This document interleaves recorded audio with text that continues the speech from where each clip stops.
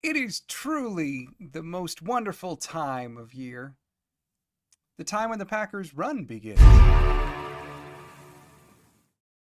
What's up, everybody? Welcome to another episode of Lombardi Time Brews, where I'm your host, John Delray. Today is week 16. We are previewing Packers versus Saints, the Monday Night Football matchup just before Christmas in this year, 2024. Now, because this is Friday, for the Packers, it's basically their Thursday. Like, the assistant coaches talked today, the coordinators actually gave public press conferences. We don't even have injury designations yet. All we have is the typical limited versus did not practice, etc., because all that stuff comes out tomorrow like it were a normal Friday. The Packers schedule has been royally messed up, like 3 of the last 4 weeks. So bear with us, right? But we do at least have a pretty good idea of the injuries this week. So, of course, we're going to cover that. We're going to cover who the Saints are and then how the Packers kind of match up against the Saints, really diving into who they are, more their side of the story. So let's cover this Packers Saints. One team completely out of it, sitting at 5-9. The other win and in. Now, we don't know seeding yet, but that is true. If the Packers beat the Saints, they are into the playoffs. One thing about these two teams, though, not exactly the most extensive history. Never really been in the same division. Yeah, sure, same conference, but these aren't two teams that play every year. Plus, the Saints have an interim coach, a QB who normally doesn't play in all likelihood, so there's even less familiarity there. But the Saints 1-3 in their last 4 games at Lambeau. And to expound on that, the majority of these games came in the early half of the year. The last time that the New Orleans Saints visited the state of Wisconsin in December was 1973. In case you're curious, that's the yearbook from that year. The game wasn't even at Lambeau, it was at County Stadium down in Milwaukee, and the Packers pulled out a 30-10 victory. These Saints, as a franchise, have never visited Lambeau Field in the month of December. Wear a Parker, you deep South friends. So let's get to the injury report. For the Packers, practicing in full, notably, of course, Jair Alexander. Now, we know with Jair, that doesn't necessarily mean he's playing, because, of course, like LaFleur said, they're going to check the tape. We're going to see how he's doing. Well, okay.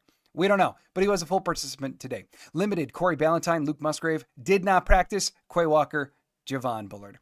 Jair, he looks good to go, but we'll see. As for Luke Musgrave, I kind of would have thought, based upon what they've said leading up to this, that we'd be waiting another week. And he did at practice today apparently separate himself from the rest of the position players for at least a while the reporters were there. But when asked about it, Matt LaFleur said that, yeah, potentially he could play Monday. When Luke Musgrave himself was asked, yeah, hopefully. Both of those quotes coming from Bill Huber. So they might actually be getting another weapon back a little earlier than expected. As for Quay and Javon Bullard, it just doesn't look promising. We know, like LaFleur said, that Javon Bullard, he's moving around the facility better. Okay, that's good, but that's like walking to the training room. That's not playing football. And as for Quay, we heard that this was week to week. Generally means you're not playing that next week, so it doesn't sound great for either one of them. As for the Saints, their list is kind of oddly growing. Derek Carr is almost certainly out with a broken non-throwing hand, so expect Spencer Rattler to get the start. As for their entire offense, Alvin Kamara, he had another DNP today. And while he certainly does not need to practice at this stage in his career, when you go dive into the Saints side of media things, it doesn't sound positive. Sounds pretty pessimistic that he'd be able to go. But there's 2 more guys that haven't even really been talked about much, that also have had back-to-back DNPs. One being former Packer receiver MVS, who's listed as both sick and having a chest injury, so back-to-back DNPs for him. And then also Chase Young, one of their better pass rushers. He has an illness as well. Now, of course, with an illness, these things can change quick, but back-to-back DNPs at any time never really bodes well. So that's 2 things on top of Rashid Shaheed, who's on IR, Ryan Ramczyk, who's obviously not playing, Taysom Hill, who's on IR, and Paulson Adebo, who's on IR. Oh yeah, and don't forget, Marshawn Lattimore was traded away at the trade deadline. Worth noting on the more positive side of things for the Saints, though, Chris Olave, who has been out for a long time with a concussion, well, he's at least back and practicing in a limited capacity. However, interim head coach said that it was probably doubtful that we'd actually see him on Monday, so it sounds like he's getting close. He's not going to be there yet. So, who are the Saints? They are 5-9. 7 of those 9 losses happen to come in a row from weeks 3 to 9, but ultimately still 5-9. They've got losses against the Eagles, Falcons, Chiefs, Buccaneers, Broncos, Chargers, Panthers, Rams, and Commanders, and wins against the Panthers, Cowboys, Falcons, Browns, and Giants. As for their away records since they're in Lambeau, 2-4 this year. Over their last 4 games, 2-2. So let's take a look at who are the Saints. Starting at quarterback, expected Spencer Rattler. Now, ESPN has a little D here right by Alvin Kamara. That is not an official doubtful designation yet. That is ESPN's current best guess, so take it for what it's worth. Kendre Miller and Jamal Williams would fill in at running back if Kamara is gone. Now, I'm going to talk about this a bunch in a little bit. Alvin is their offense. Like, darn near all of it. This is a massive loss for the Saints if he can't go. And then you got MVS as one of their starting wide receivers, as Olave and Shaheed are both on IR. Then you also have Kevin Austin Jr. and Dante Pettis. They're getting far down the depth chart, y'all. Juwan Johnson is there at tight end. Taysom Hill, of course, on IR. But Juwan Johnson's still contributing. He's there at tight end, and he's had a couple of limited practices, thus the cue by his name. Then looking at the offensive line, you got Fuaga, who's having a great rookie year. Former Packer Lucas Patrick there at left guard. McCoy at center, Ruiz at right guard, and Trevor Penning starting at right tackle. As for their 4-3 defense, you're looking at Cameron Jordan, still there, still playing well. Probably their best pass rusher outside of Chase Young, Carl Granderson, still there as well. Linebacker Pete Werner's turning in a pretty solid year, at least in terms of run defense, and Demario Davis, he's still there. In the secondary, Kool-Aid McKinstry, Alante Taylor, Amadi, we're going to be talking about them, but then also the Honey Badger still lurking. And then Group A is their returner, Hayball. Group A is the kicker, Hayball, the punter. So there you go. That is the Saints. As for some numbers about the Saints and what they're doing this year, their defense over the last 3 games, they are giving up 135 yards per game on the ground. That's 8th worst in the NFL. In terms of attempts, though, it matches up nicely. They're getting run on the 10th most in the NFL. In terms of passing, only 189.3 yards per game through the air allowed. That's 5th best in the league. And they also have only the 14th most attempts against them in the league. That's really good for their pass defense, which is kind of perplexing given who they have in their pass defense. Over the entire season, the Saints are sitting at giving up 22.3 points per game. That's 13th in the NFL. And in terms of red zone defense, the Packers, again, going against a top 10 red zone defense. In the Saints, they're 8th best in the NFL at 51%. Yes, it's been a trend. The Packers, they're getting a lot better in the red zone, but man, it feels like every single week I just sit here and go, they're going against a top 10 red zone defense again. It just feels like every week. In terms of offense, where they're sitting at over the last 3 games, they get 101.3 yards per game on the ground. That's 17th in the NFL, and worth noting that number over the last 3 is almost 20 yards less than what they had over their rest of season number. So trending the wrong way, certainly. In terms of attempts, they're tied for 13th. In terms of passing, they're only getting 186.7 yards per game through the air. That's 8th least in the NFL, and they're 14th in attempts. Over the full season, they're getting 22.1 points per game. And that is buoyed up by weeks 1 and 2, where they put up 40 plus in weeks 1 and 2. And they truly looked like they could be explosive with Rashid Shaheed and Olave. And Derek Carr, well, all 3 of them are probably gone. So it's really kind of buoyed up by these big performances. But that 22.1, still 18th in the NFL. Take away those parts, drops a lot. Over the last 3, it sinks all the way to 15, which is amongst the league's worst. In terms of red zone offensively, they're at about 60%, 9th best in the NFL. However, while they are pretty good in the red zone, they don't get to the red zone all that often, as they're 23rd in red zone trips. Turnovers per game, they're just on the positive side, plus 0.1 over the season. That's tied for 13th in the NFL. Sacks gotten, 2.6. That's 12th. Sacks given up, 2. That's 8th. And in terms of penalties, we have another wide spread here. 6.1 penalties called on them per game. That's 9th best in the NFL. However, those 6.1 penalties turn into 57.2 penalty yards. That's 24th in the NFL. So while they don't get a lot of penalties called on them, they're pretty big. All the way back at 24th in yardage. Now, That may be better considering that Paulson Adebo isn't playing anymore. Paulson Adebo only appeared in like 7 games for them and had 9 penalties. So it may be improving since Paulson, but like those are still pretty rough numbers. Okay, so let's talk this through, right? How do you handle this Saints offense? And I'm not going to sugarcoat this. This is not at all the Saints offense that they had in mind to start the year. That Mickey Loomis, the GM, that their former coach had in mind to start the year as well. No Taysom Hill. No starting quarterback. No Olave. No right tackle. Maybe not even running back one, who I said earlier is basically their entire offense. Instead, expected to start at quarterback is Spencer Rattler, who, look, a lot of people from Green Bay side of things wanted him in the draft. He is very, very talented. But let's be honest, too, he is struggling. There are some trends here that can be easily exploited by Green Bay. For instance, Rattler really likes throwing the ball to the right side of the field. On the year, he's got 120 pass attempts. 34% of them have gone to the right side of the field, compared to only 17.5% on the left side of the field.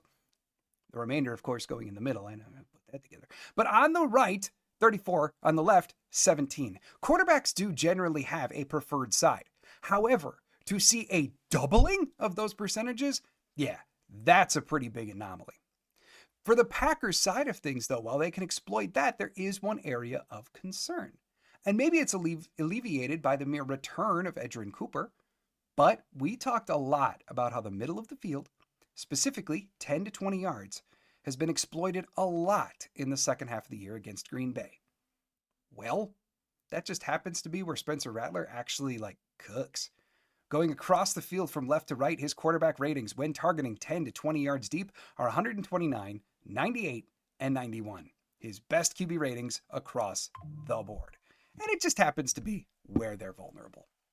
Really though, to get to an overall summary of Rattler, it's been pretty rough. His completion percentage is sitting under 60% overall. And his turnover-worthy play rate is hovering at 4%. And he does have one of the higher drop rates in the league, but ultimately when you're assessing the Saints offense, that doesn't do well for them either. Also, he's been sacked 14 times on 140 dropbacks. The math there ain't tough. It's also really not good.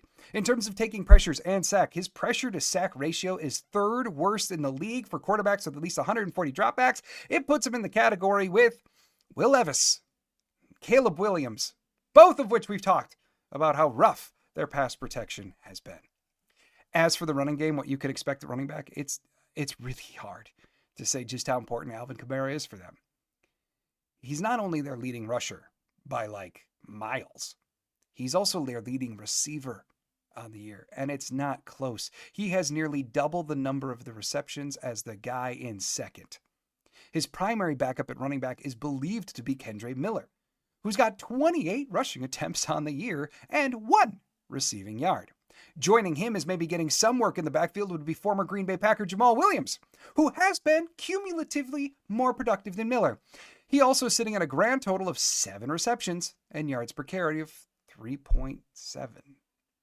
So while, the New Orleans coaches speak very highly of Kendre Miller, and I know fantasy gurus are high on him to step into the Alvin Kamara role, he's an exciting prospect.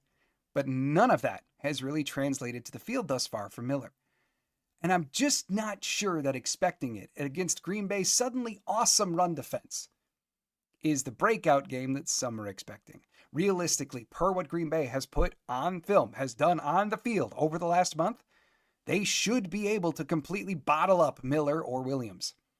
And they should be able to get after Rattler. Even if the Packers pass rush struggles in this game, they still should be able to get after Rattler, which means he may fall apart. His completion percentage when under pressure falls all the way to under 50.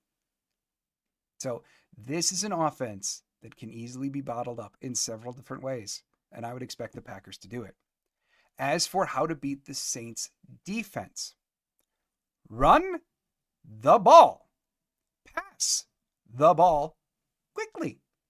Look, again, I don't want to sound pedantic here or anything, but that really is that simple against the Saints. They're 5-9 for a reason. Their defense has struggled up and down the field for a reason. their run defense has not been great, in spite of Cam Jordan, Mario Davis, and the Honey Badger all being there. It's almost like if you just avoid those guys and you can block Granderson or Young on the edge, you're gonna be just fine. They don't even have Lattimore anymore. So why? I went over the numbers as to why their run defense isn't great, but really, like, why am I stressing it here? Why do you want to run? Why do you want a quick pass? Let's turn it to Dusty Evely, shall we? One of the smartest people covering the Packers out there, without a doubt. And he said, per NFL Pro, the Saints defense is worst in the league at Team Yak over expected at plus 451, a full 61 yards higher than the next team. The Packers offense is fourth in the league at plus 366. Tucker Kraft is the top tight end in the league in that stat at plus 134, while Jacobs is the fourth running back in the league at plus 107. And then to go to a different stat, Dusty really wanted to drive the point home. He said, FTN's DVOA has the Saints as the 30th rushing defense in the league. Step 1, run the ball. Step 2, don't be afraid to check it down to your big boys. Step 3, profit. And so why? I wanted to know why. Like, those numbers are all well and good, right? But I wanted to know, why is a defense with still some star talent struggling that badly in the Yak department? And the truth is, I got to go back to one of my favorite stats. They can't freaking tackle. The Saints have had 28 individuals log at least one tackle for them this year on defensive side of the ball. Only 9 of those 28 have a missed tackle percentage under 10%. And one of them ain't even on the roster anymore. It was Marshawn Lattimore. Meanwhile, 13 of the 28 are above 15%. 6 of them are over 20%. 4 of those 6 guys that are over 20% have logged at least 585 defensive snaps for them and appeared in at least 14 games. It's not just bench warmers who came in and missed one tackle. No, this is 4 guys who play for them a lot. The entire defense has had a lot of difficulty tackling, like, at all. And I don't like them to suddenly get better at it going against Josh Jacobs and Tucker Kraft and the Packers offense, which is really good at getting yards after the catch and forcing missed tackles. And in terms of coverage, because they have been so good limiting pass yards against them as of late, well, every single one of their top 3 corners now has a QB rating above 100 when targeted. Like I said earlier, the star names on this defense are truly the ones to avoid. Run the ball, get the ball out quick. You don't even have to, because your pass blocking should be able to defend. But still, get the ball out quick and prosper. So, in summary here, it's not too often that I'm able to do these game previews and just looking over it and just going, well, like, this should be easy. And I really don't want to be dismissive. I try not to be so dismissive of another team. And the Packers certainly shouldn't be, right? It's winning in. I would expect them not to, like, completely lay a goose egg here. But man, the Saints were not a good team to start with. They're 5-9. They weren't that talented of a team this year. And now you're looking over their roster and it's like, man, even a bunch of the guys that were the highest contributors to not that talented of a team, oh my goodness, a bunch of them are gone. So I've been talking lately a lot about the Packers need to have one game from start to finish where they just crush it, where everything just feels right, where the vibes are high the entire time and it's quicker paced and it's a game that just leaves you feeling good, with never having that second quarter like, oh my God, what are they doing? Or that third quarter, oh, they went brain dead for 5 minutes there. Okay. All right. Wheelan, come on and save the day. Right? I really, really believe that Monday night in Lambeau, winning in, this could be the game that they really work to fix it. And I said, I think it was last week, where I said, the start of the run that we're all expecting, where everything just begins to click and to get ready for the playoffs, could start against the Saints and propel them into a great game against Minnesota in Week 17. I really do believe this is their chance, and I do think they're going to take it. So let's party like it's 1973, and I just want to mirror that score. Let's go Packers 30, Saints 10. Packers are basically averaging 30 points a game over their last 4, though, so it might very well be like 38-10 or whatever. I just really wanted to say let's party like 1973. 30-10, Green Bay in the lead and winning this thing and getting into the postseason, setting up a huge Week 17 battle against the Vikings where seeding can be determined. Now, as a channel note, please remember, no watch party on Monday, but I will figure out sometime, Tuesday, Christmas Eve, to get a video out to say Merry Christmas to y'all and review the game briefly. So, thank you so much for checking out this game preview. I will see you on Tuesday. If you've got festivities this weekend, I do hope that they're wonderful for you. And I say every single holiday, I hope it's joyous for you if it's what you need. I hope it's calm for you if it's what you need. I just hope it's what you need. Thanks, everybody, for joining me here at Lombardi Time Brews. I'll see you on Tuesday. And as always, go Pack, go.